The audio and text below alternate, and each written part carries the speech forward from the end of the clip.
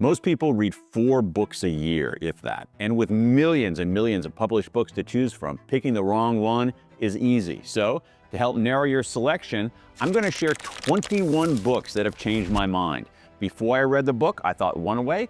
After I read the book, I thought a different way. For example, number 1, Grit by Angela Duckworth. I always thought that talent was what mattered most, and it's true. Talent matters, no doubt about that. But it's not the only thing, and it's often not even the main thing. That's the big lesson of this book, which taught me that passion and perseverance for what you do matters even more. That's grit. It might be the most important driver of success. Grit has 4 elements, Angela says. Deep interest. You have to love what you do. Deliberate practice. Work your butt off in difficult ways so you can improve. And meaningful purpose. Do something in the service of others. And finally, resilient hope. Remain optimistic in the face of setbacks. Best of all, grit is something we can develop in others and nurture in ourselves. That's the first book that changed my way of thinking. Now let's go to number 2, a book that some people might not know. It's Thinking in Bets by Annie Duke. Annie is a champion poker player who also has a PhD in cognitive psychology. So she's a great guide to making better, smarter decisions. The key takeaway from this book for me is that when you evaluate your decisions, you shouldn't evaluate them based on the outcomes of those decisions. You should evaluate them based on the process by which you made that decision. She says too many people practice resulting. They think a good outcome means you made a good decision, but that's not always true. And it can lead to making some dumb mistakes in the future. So, treat your beliefs as bets. How confident are you? Estimate probabilities instead of assuming certainties, know what you can't control, and separate luck from skill. Number 3, Flow by the late Mihaly Csikszentmihalyi. The best books give you a way to describe something that you know in your gut, but don't have the words to describe. That's what this book does. We've all had moments when we are so absorbed in a task that we lose a sense of time. We lose a sense of self. What we're doing is so exquisitely matched to our capabilities that it becomes almost a transcendent experience.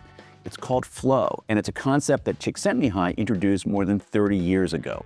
Because of this book, I always notice when I'm in flow. I also notice when I'm not in flow, and I look for ways to bring flow into my life. Number 4, The War of Art by Steven Pressfield. Whenever you sit down to create, the entire universe will conspire against you. Pressfield identifies something he calls the resistance, a hidden force that keeps us from sitting down and doing our work. Amateurs succumb to the resistance. They procrastinate and self-sabotage. Professionals look the resistance in the eye and they challenge it every single day. This book had such an effect on my life that ever since reading it, I've had a sign on my desk that says, "Beat the resistance." Number 5, The Stoic Challenge by William Irvine. There's been a lot written in recent years about the ancient philosophy of Stoicism, including some great work by Ryan Holiday. This book is by a professor of classics at Wright State University in Ohio. He encapsulates Stoic philosophy elegantly in just under 200 pages. Reading this helped me do a better job of reframing adversity, frustration, and setbacks in my life, seeing them less as a burden I needed to bear and more as an opportunity I can use to grow. The real game changer for me is the Stoic test. When something bad happens, a deal craters, a project meets an unexpected delay, whatever, you have 5 minutes to reframe it as a test. Instead of howling about the unfairness, imagine that the Stoic gods are testing you. They're testing your ingenuity, they're testing your creativity, they're testing your resilience. And if you can meet that test, you can do better than before. 5 down, 16 to go. Number 6, The Sports Gene by David Epstein. Some of the books I mentioned on this list describe ways to improve our performance that are under our control, but certain things are not under our control. And when it comes to athletic ability, some of us are inherently better than others of us, unfortunately. There's some really remarkable data in this book. For instance, we can't control our height, obviously, but in basketball height, even a few extra inches is a huge advantage. So of all the American men above 7 feet tall, 1 in 7 is currently in the NBA. Or take women's gymnastics. David says it's now rare to find an elite female gymnast over 5 feet tall. I love books about sports. I love books about science. This book does a glorious job of changing how I think about both topics. and it's why it's one of my all-time favorites. Number 7, Bias by Jennifer Eberhardt. This is a really smart book on the science of implicit bias. Before reading it, I believed that prejudice and stereotypes were mostly infrequent and intentional. After reading it, I now believe that bias is more frequent than we realize, and most of it is unintentional. It doesn't set out to be mean-spirited because we don't even see it. Here's one example. Decades of research have shown we more easily recognize and differentiate faces of people in our own race than faces of people in another race. We're not trying to be biased, it's the way our brains work. This has huge implications for every corner of our life: housing, employment, education, policing. And what I like about this book is that it's optimistic in a hard-headed way. It shows bias is less a trait than a state. We can fix it. We can do things to reduce bias in ourselves and overcome it in our world. Number 8, Give and Take by Adam Grant. This book lays out a taxonomy of how we deal with others.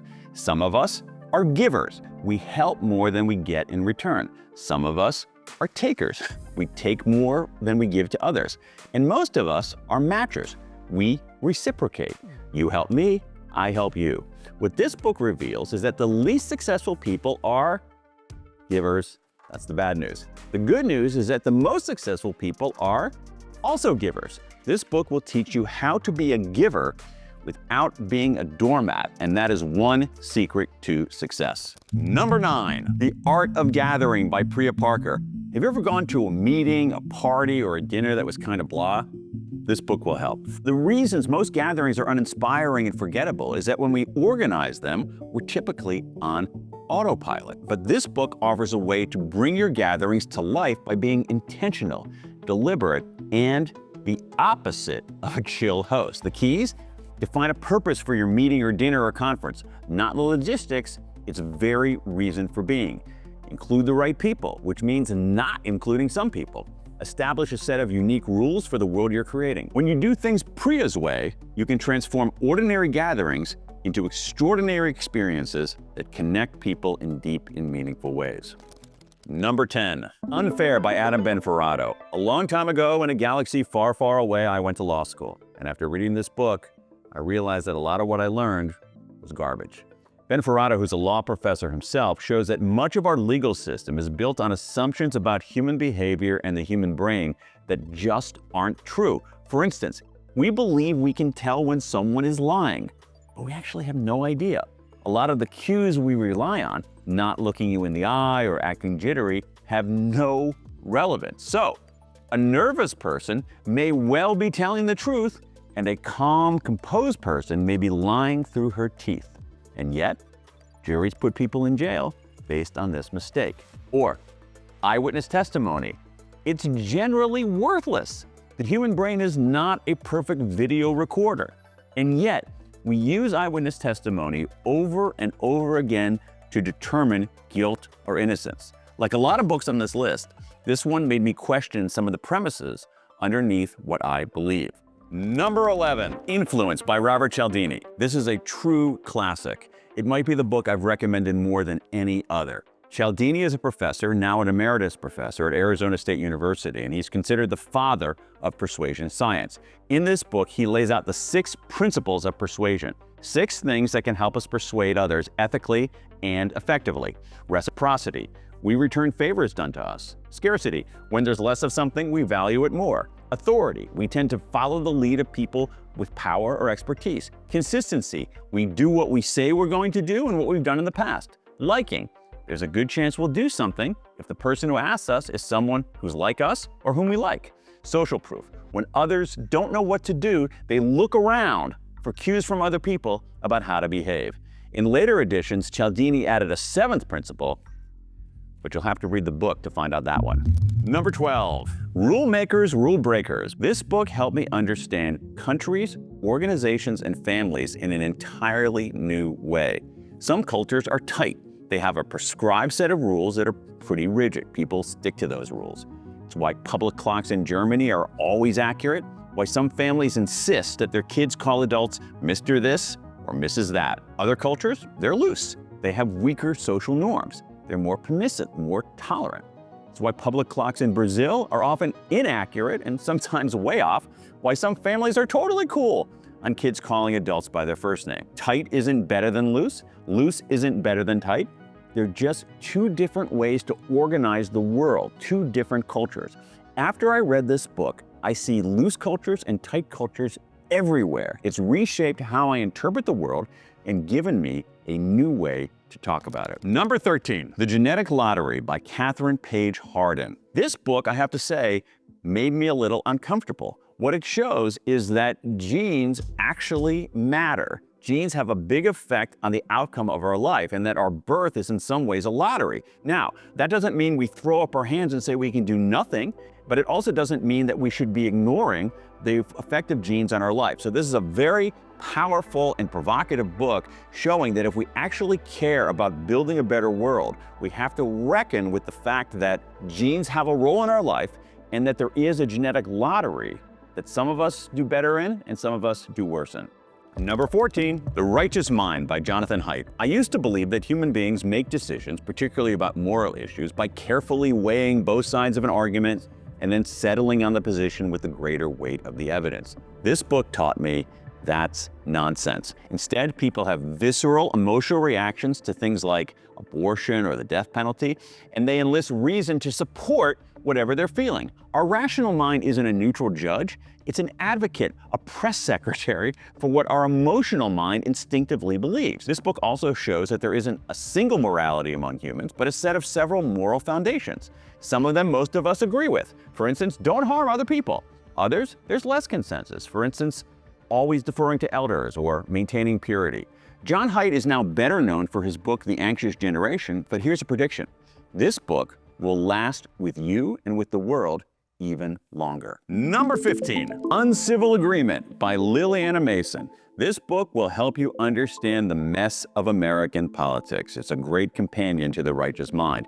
We think that politics is mostly about interest. People support a policy because it makes them better off. Higher incomes, larger benefits, more opportunities, whatever. But drawing on her own research and the research of many others, Mason shows that what's really driving politics today is identity. We want our tribe to win, and we're willing to tolerate or even support policies that might hurt our interests if they're advocated by people whose identity is similar to our own. So in this country, the fiercest disagreements can be less about warring political policies than about two distinctly different political tribes. One that is mostly white, mostly religious, and usually not in cosmopolitan areas, and one that is less white, less religious, and almost always in cosmopolitan urban areas. This is a tough problem to solve, but there's a solution.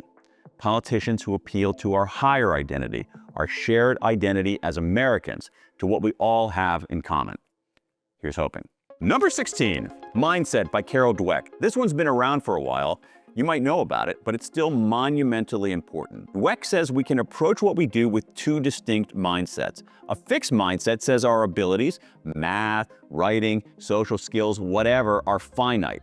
And when you fail at something, it's a sign you're not very good at it. A growth mindset is the opposite. It says that our abilities are malleable. They're not set in stone. With the right effort and dedication, you can expand them. And that means that failures are actually opportunities to learn and grow. This book was transformative for me because I was raised very much with a fixed mindset. But when I read this book in my 30s, I realized that for my own kids and for the rest of my own life, I want to cultivate a growth mindset. Number 17, Scarcity by Sendhil Mullainathan and Eldar Shafir. When we don't have enough of something, time, money, resources of any kind, that's challenging in its own right, but it also dramatically affects how we make decisions. Put simply, when you have less, when you confront scarcity, you make worse decisions. For instance, if you're deeply concerned about paying this month's bills, you can develop tunnel vision. You don't think long-term about health or education or other parts of your life.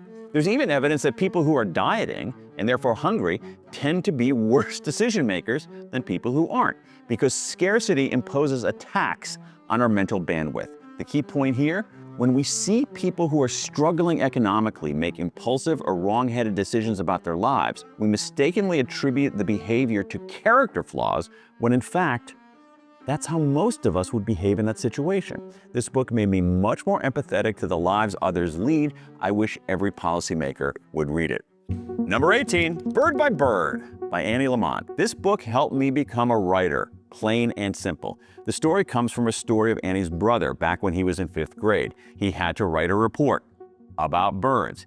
He hemmed, he hawed, he delayed, he dilly-dallied, and the night before the report was due, he had nothing. So his father offered him some advice about how to write the report. Just take it bird by bird, buddy. Bird by bird. It's an essential lesson for writing and for life. Doctorow once said that writing is like driving a car at night. You can never see further than your headlights, but you can make the whole journey that way. That's why I take it bird by bird. Number 19, Nonzero, The Logic of Human Destiny by Robert Wright. The books that can truly change your mind are those that help you see what's going on not on the surface of our lives, but 1 or 2 layers beneath. This is one of those books. There are 2 kinds of interactions we can have. In zero-sum interactions, the only way for me to win is for you to lose. In positive-sum interactions, that's not the case. The best way for me to win is to help you win. Wright argues that most, not all, but most interactions are positive-sum. That's become even more true as economies have grown larger and humans have become more interconnected, which means the key to progress is to continue moving away from the zero-sum approach and toward one where there's mutual benefit. This book came out in 2001, but it's even more relevant today when some dark forces in our world are trying to push us toward a zero-sum, dog-eat-dog, pessimistic future. Number 20, Moneyball by Michael Lewis. Let me confess, this is the only book I've ever read that I wish I'd written myself. It's pretty well known now thanks to the Brad Pitt movie of the same name. It tells the story of Billy Beane, who was in charge of the Oakland A's, the least wealthy team in Major League Baseball. Beane turned his team of misfits and cast-offs into a contender by challenging the sport's conventional wisdom, embracing analytics, and ultimately revolutionizing the game. You don't have to be a baseball fan to enjoy it, because Moneyball will leave you with a set of indelible lessons. Think differently.